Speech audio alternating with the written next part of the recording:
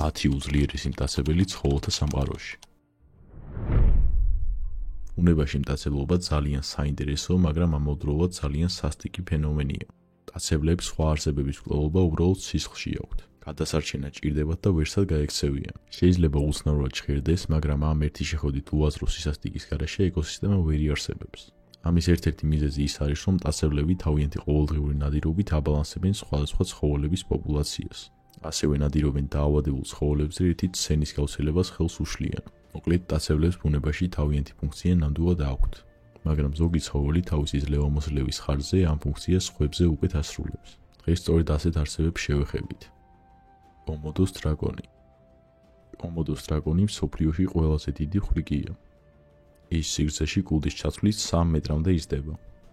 მისი წონა კი სხვადასხვა წყაროების მიხედვით 70-დან 163 კილოგრამამდე მერყეობს.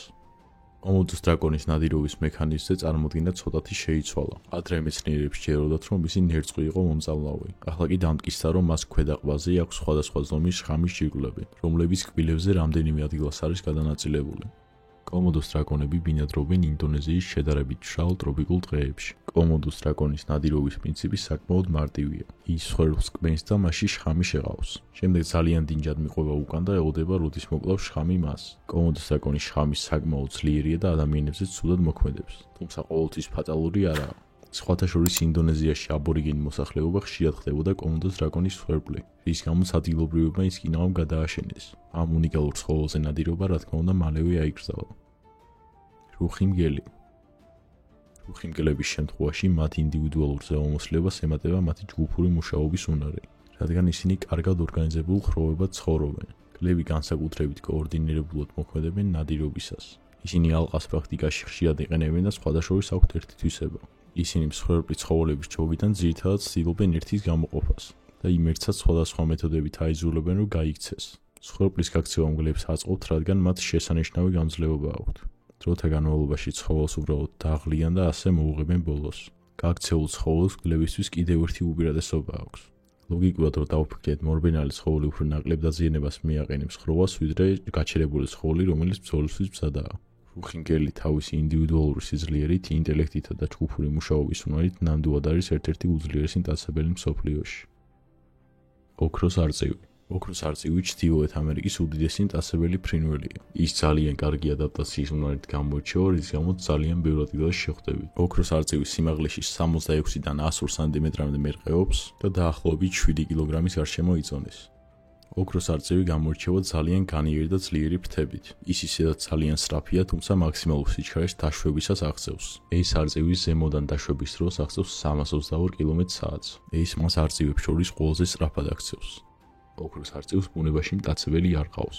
ამის მიუხედავად მის ეკოსისტემას ადამიანები ხშირად აზიანებენ. ოქროს არწივი ყოველ თავისი მონაცემით ჩვენი ზის ღირსეული წევრია. ლომი.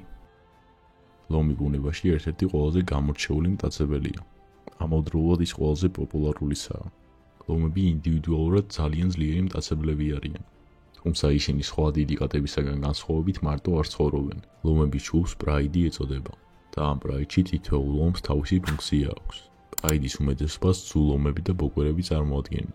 ამიტომ ყოველდღიური საქმეების კეთება, როგორც ან ნადირობა და ბოკვერების გასცდა, ძირითადად უწევთ დედალ ლომებს.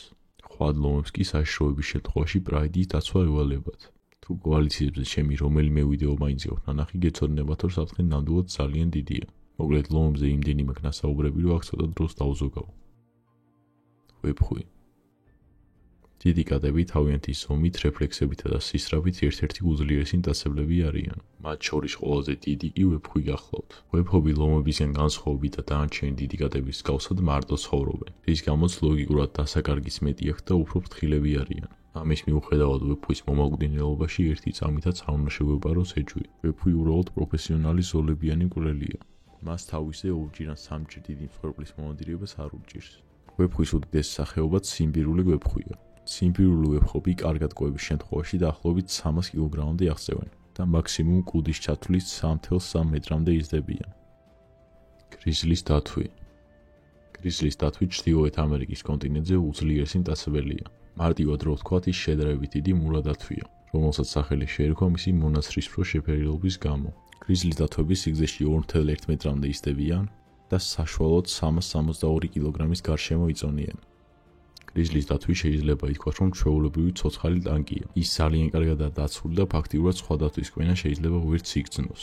ის ასევე გამოირჩევა ძალიან ძლიერი ყბებით და კლანჭებით. ამ ორის დახმარებით მას ხვერპლის მონადირება ნამდვილად არ უჭირს და სამწუხაროდ ხვერპლის ადგილას ადამიანებიც აღმოჩნდებიან ხოლმე. გრიზლის დათვისგან უსაფრთხოდ არც წყალში ხართ და არც ხეზე, რადგან ისინი ძალიან კარგად ცურავენ და ცოცავენ. ამის გაგებაზე თუ ვიფიქრეთ, რომ დათვს სწორ მინორზე გაიქცევით, მაშინაც ძალიან ცდებით, რადგან გრიზლი 64 კმ/სთ-მდე სიჩქარეს ავითარებს. ნიანგი დღევანდელ მსოფლიოში უდიდესი რეპტილიაა და მას ცოტა უნიკალური ნადირობის მეთოდებიც აქვს. მაგალითად, ნიანგი აქტიურად იყენებს კამუფლაჟს, ანუ მსხვერპლი ზოგჯერ მას უბრალოდ წყალში ვერ ხედავს.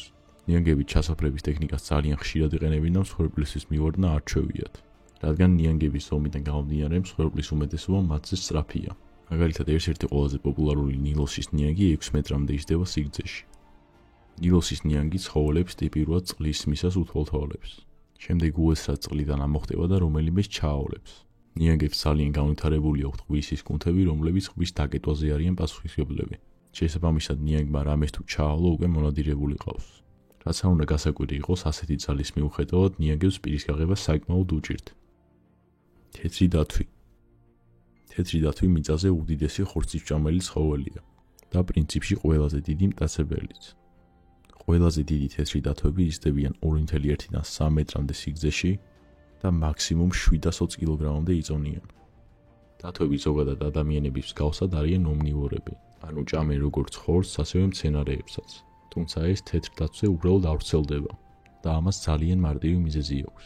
თეთრი დათვები ჩრდილოეთ პოლუსთან ახლოს ბინადრობენ, სადაც ფიზიკურად მცენარეები არ იშოვება.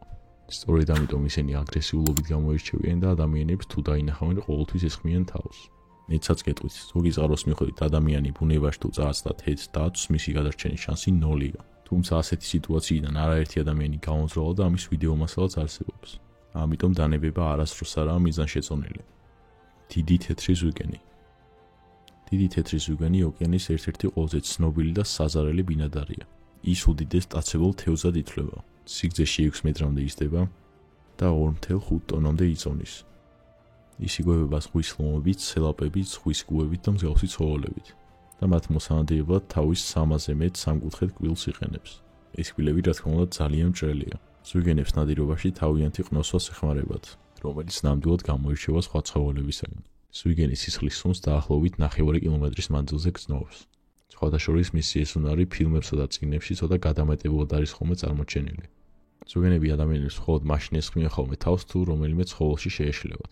უბრალოდ უმეტეს შემთხვევაში ეგრეა. თავად დიდ თეთრ ზვიგენებს კი ერთადერთი მტაცებელი ყავთ ბუნებაში.